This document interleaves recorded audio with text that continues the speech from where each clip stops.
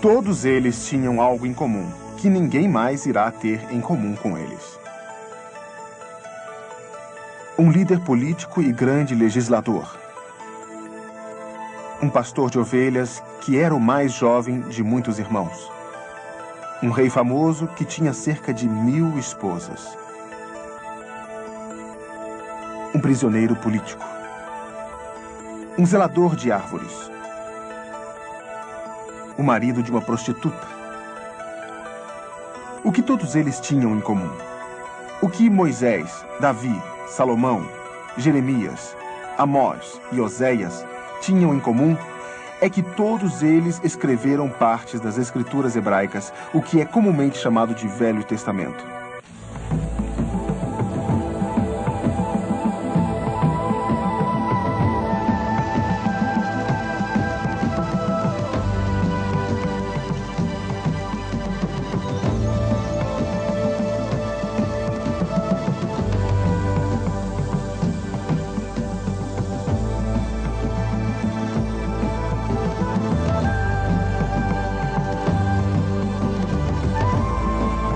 Uma distribuição Comef.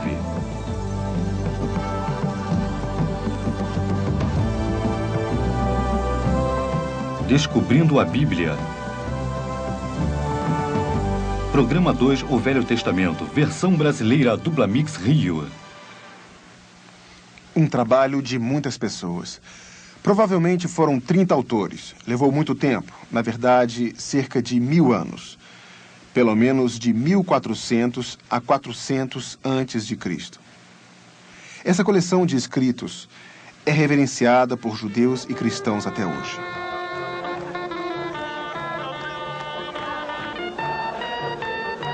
A festa judaica Simat Torah.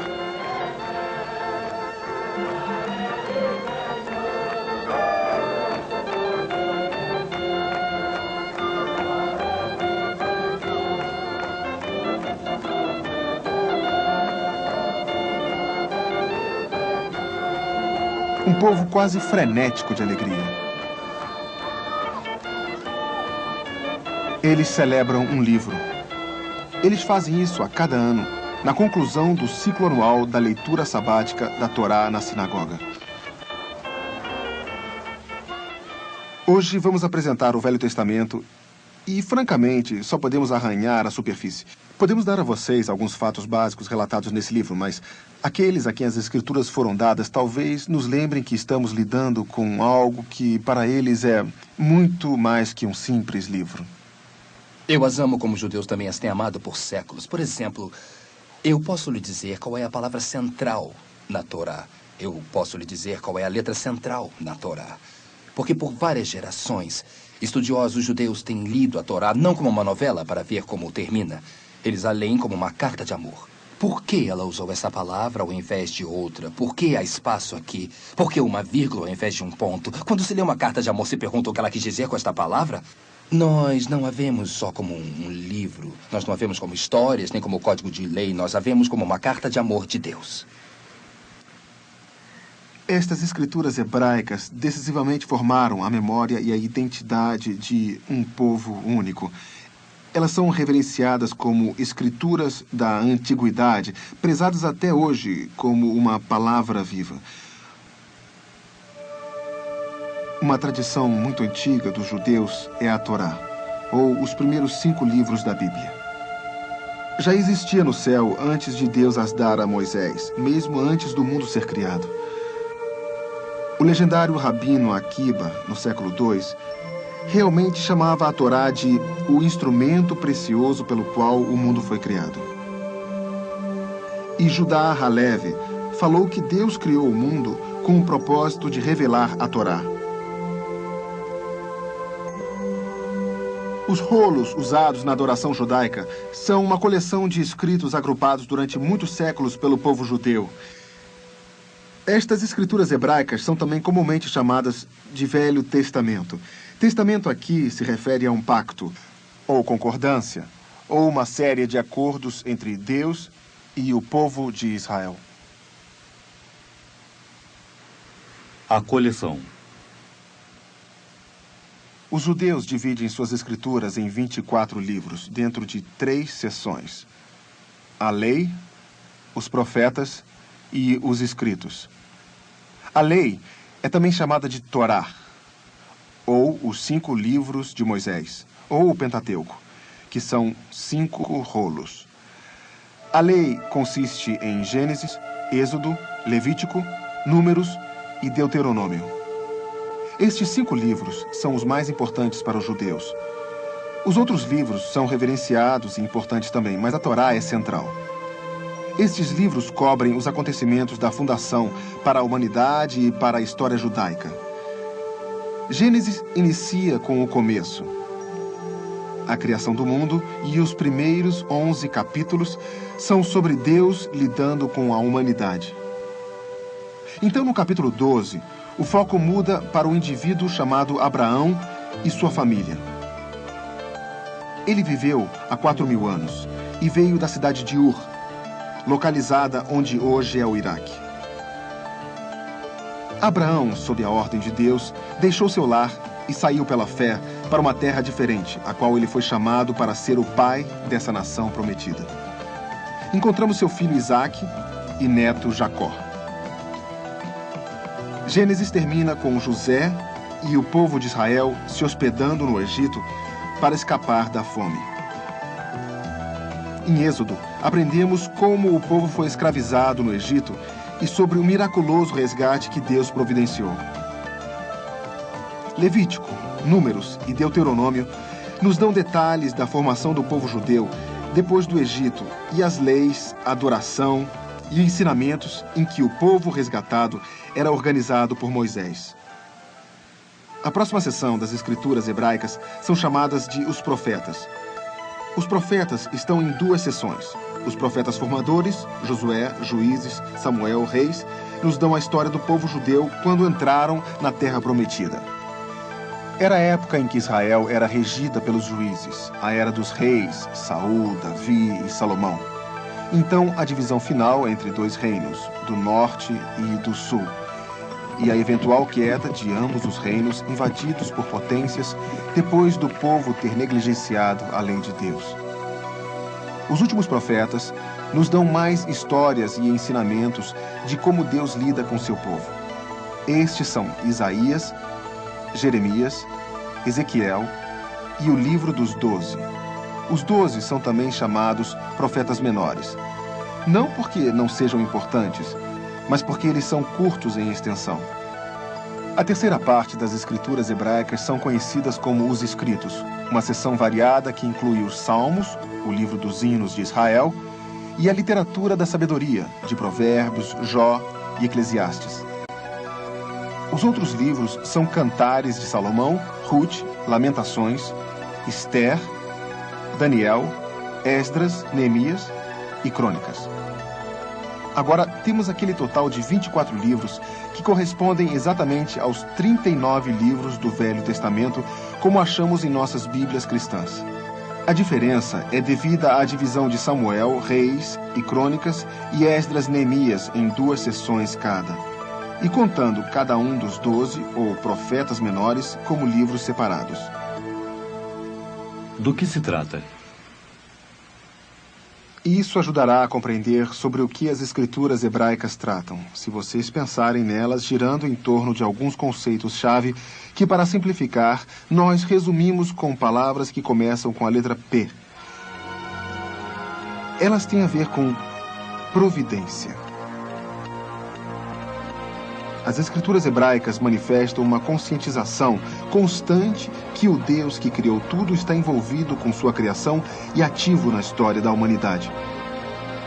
A visão bíblica do que é a história é marcadamente diferente da visão típica que prevaleceu. No tempo da Bíblia, era comum pensar o mundo como um ciclo infinito ligado à natureza e às estações, ou um interminável retorno, como os gregos colocavam, considerando que a visão bíblica é progressiva ou linear, com a história tendo um propósito e o mundo se movendo para uma meta. Um povo. Um povo descendente dos grandes patriarcas Abraão, Isaque e Jacó. Um povo especialmente escolhido e colocado à parte por Deus para servi-lo e servir ao mundo.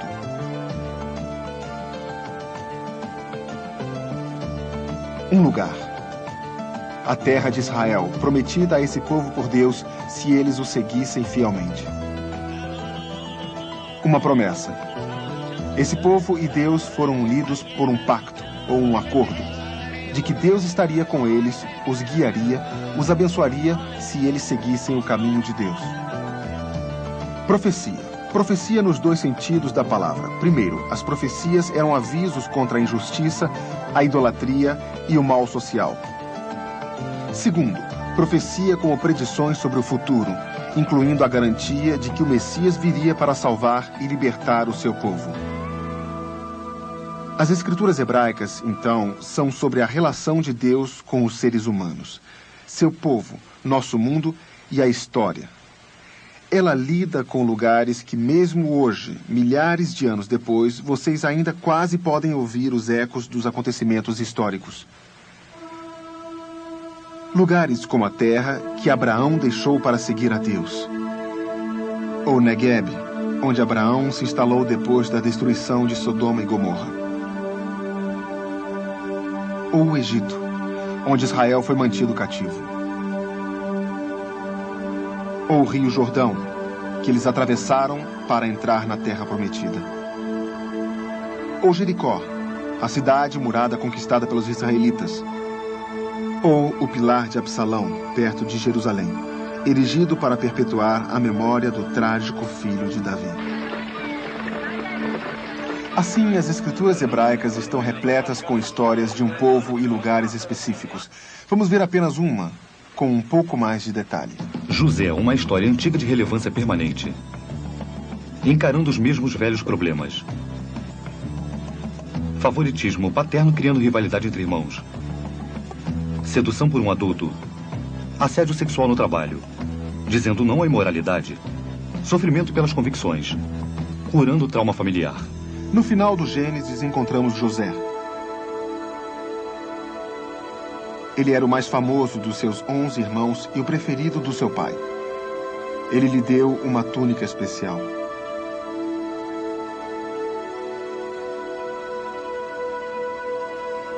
A preferência do pai e a atitude de José deixou os outros irmãos irados e ciumentos. Agora mesmo. Não, isso não. Um dia, José foi mandado para verificar seus irmãos que estavam fora cuidando das ovelhas do seu pai. Os irmãos viram a sua chance. Eles arrancaram a sua túnica e o atiraram numa cova vazia.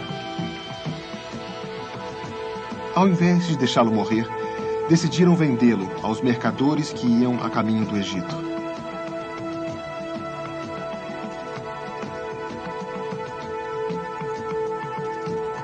Então, eles mergulharam a túnica no sangue de um bode e então poderiam dizer ao pai que ele tinha sido morto por um animal feroz. Quando o pai recebeu a falsa notícia, entrou em desespero.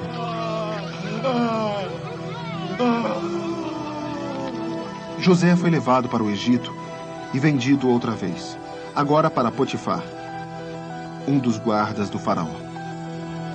José rapidamente se distinguiu e lhe foi dada uma boa posição.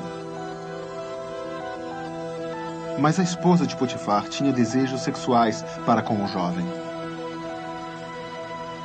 Venha comigo.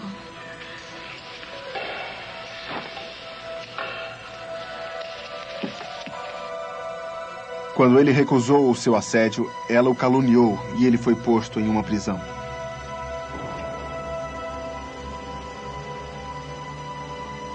Mas José tinha o dom maravilhoso de interpretar sonhos. E isto foi falado ao faraó, o legislador do Egito. O faraó estava atormentado com seus sonhos. Então ele mandou chamar o jovem José. Este impressionou muito o legislador e interpretou seus sonhos em cada detalhe e tão convincentemente que ele foi colocado como segundo governador do faraó, administrador de todo o Egito. Os sonhos prediziam 7 anos de fome, que seriam seguidos por 7 anos de grande abundância. E então José preparou um considerável depósito de trigo. A fome prolongada chegou a todos e afetou a família de José tanto quanto ao Egito. Então, os irmãos de José foram ao Egito comprar comida. Então, eles ficaram face a face com o irmão que eles haviam vendido anos atrás. José os reconheceu, mas eles não o reconheceram. Então José os testou. Mesmo eles o tendo aprisionado, ele podia ver que seus corações haviam mudado. Ele os mandou de volta para buscar o resto da família e os levar para o Egito, onde poderiam ter comida. Isso se deu com esta família dividida, que foi lindamente reunida. José perdoou a violência de seus irmãos e deu outras de suas maravilhosas interpretações. Dessa vez, não de um sonho, mas de sua vida, e reconhecendo o trabalho de Deus por trás das cenas, como ele explicou a seus irmãos. Vós bem intentastes mal contra mim, porém Deus o tornou em bem, para fazer como se vê neste dia, para conservar em vida a um povo grande. Agora, pois, não temais. Eu vos sustentarei a vós e a vossos meninos. Gênesis 50, 20 e 21. As histórias repetidas e salvas. A história de José e de muitos outros descendentes de Abraão foi contada repetidas vezes, detalhe por detalhe, quando o povo se juntava nas fogueiras. E elas eram gravadas em pergaminhos. Pergaminhos de peles de animais. Então a narrativa do lidar de Deus com o seu povo escolhido seria preservada e nunca esquecida. Os escritos em pergaminhos eram arrumados em rolos. Durante os tempos, mais seções foram adicionadas. Algumas foram reconhecidas como tendo importância especial e passaram a ser observadas como texto sagrado ou escritura sagrada. O Dr. Bruce Metzger, um dos maiores estudiosos da Bíblia de nosso século, explica. O desenvolvimento do cânone do Velho Testamento foi lento, camada por camada, e parece que foi feito capeamento final no pronunciamento da declaração oficial de que o Velho Testamento está completo. Foi um pronunciamento feito por um concílio judeu na cidade de Jamnia, no ano 90 da era cristã. Os rolos poderiam eventualmente ter sido desgastados e tido um enterro de honra, mas as primeiras cópias foram feitas. E isso levanta uma questão importante. As versões que temos hoje, de alguma forma, se aproximam do Velho Testamento que o povo tinha? Surpreendentemente, a resposta é sim. Nós podemos ter confiança que a maior parte do que temos hoje é quase idêntica às cópias antigas. Nós voltamos a chamar a atenção de vocês para os escribas e para os rolos. Transmissão fiel, os escribas. As cópias dos rolos da escritura hebraica foram feitas por um grupo especial, conhecido como escribas. Escribas israelitas aprenderam a sua arte como uma espécie de profissão sagrada que era passada pela família, como é atestado na Bíblia que menciona, e as famílias dos escribas que habitavam Jabes. 1 Crônicas 2:55. A palavra hebraica para escriba é sofrer. O significado de sua raiz é o que conta. E os escribas, na verdade, eram cuidadosos contadores, tendo certeza de que cada palavra e letra estava explicada. Eles trabalhavam sob condições e regulamentos muito rigorosos. Eles iam para o seu trabalho com uma seriedade que muitos poderiam considerar hoje quase fanática.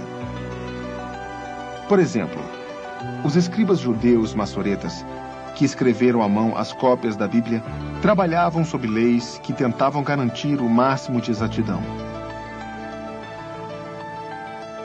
Nenhuma palavra ou letra poderia ser escrita de memória. O escriba tinha que dizer a palavra alto. Antes de escrever o nome sagrado de Deus, o escriba tinha que limpar seu lápis. Um rolo era descartado se algum erro fosse achado. E talvez o mais importante, Depois de copiada cada simples palavra e cada letra, o escriba era chamado para verificar exatamente, para ter certeza de que estava igual ao original. Antes de começar o seu trabalho, um escriba tinha que se limpar num banho ritual. Uma evidência clara da seriedade e sacralidade da tarefa de escrever um rolo. Ele estava indo escrever o nome de Deus e precisava fazer isso com a devoção própria e um ritual purificador. Transmissão fiel, os pergaminhos.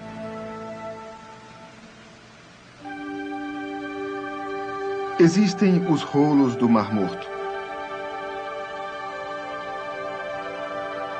Talvez tenham ouvido a história fascinante de um jovem pastor de ovelhas beduíno que estava com seu rebanho ao longo dos rochedos, a noroeste do Mar Morto.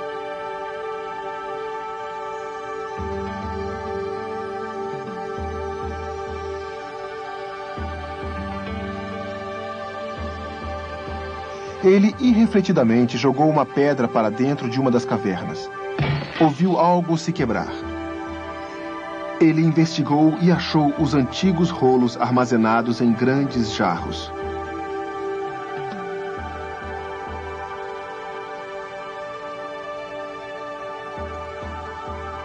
Ele acidentalmente esbarrou no maior manuscrito descoberto nos tempos modernos.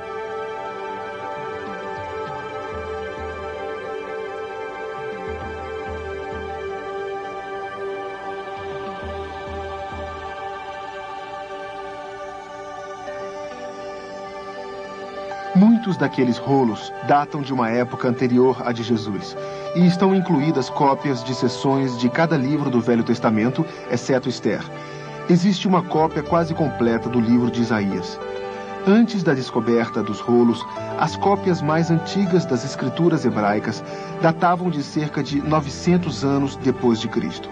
Os rolos do Mar Morto deram o texto hebreu que foi feito há 1 milhão de anos antes e pôde mostrar o quanto o texto poderia ter sido corrompido e mudado por cerca de 10 séculos. Era uma oportunidade preciosa de ver se as cópias feitas muito mais tarde combinavam com as cópias recentes, que estavam, é claro, muito mais perto das originais. Então, como os escribas tinham feito seu trabalho durante tantas gerações? Estudiosos analisaram e descobriram que haviam algumas diferenças. Esta não é a parte surpreendente. O que é surpreendente é que haviam tão poucas diferenças e elas eram primárias em pequenos tópicos como variações no soletrar. Isso é tão surpreendente que parece ser quase impossível. O primeiro texto antigo de Qumran conduziu a pequenas, mas esclarecedoras modificações que foram aproveitadas em alterações na versão moderna e revisada da Bíblia Standard. Nos dias de hoje, há um perigoso engano com o significado do Velho Testamento, porque tendemos a pensar em algo velho como obsoleto, algo para ser descartado. Isso talvez ficasse melhor esclarecido se chamássemos as partes da Bíblia de Primeiro e Segundo Testamento, ou anterior e posterior. Pois o Velho Testamento não é importante para os judeus apenas. Cristãos o veem como uma parte indispensável de suas escrituras e, na verdade, a maior parte. Os dois testamentos contêm um pouco mais de 750 mil palavras. O Velho Testamento com um pouco mais de 593 mil palavras, ou cerca de 77% do espaço da Bíblia protestante. Existem cerca de 220 citações do Velho no Novo Testamento, e se nós contarmos as alusões ou referências, chega a cerca de 400. 22 dos 27 livros do Novo Testamento citam ou se referem ao Velho Testamento. Assim, enquanto as escrituras hebraicas relatam unicamente o povo judeu, elas trazem, num sentido amplo, um legado para todos os povos. Bom, a base e a fundação do Novo Testamento é o Velho Testamento. Nós precisamos de ambos para termos uma sequência, de forma a termos os dois olhos abertos a respeito da lei de Deus. Aplicai o vosso coração a todas as palavras que hoje testifico entre vós, para que as recomendeis a vossos filhos, para que tenham cuidado de cumprir todas as palavras desta lei. Porque esta palavra não vos é vã, antes é a vossa vida. Deuteronômio 32, 46 e 47.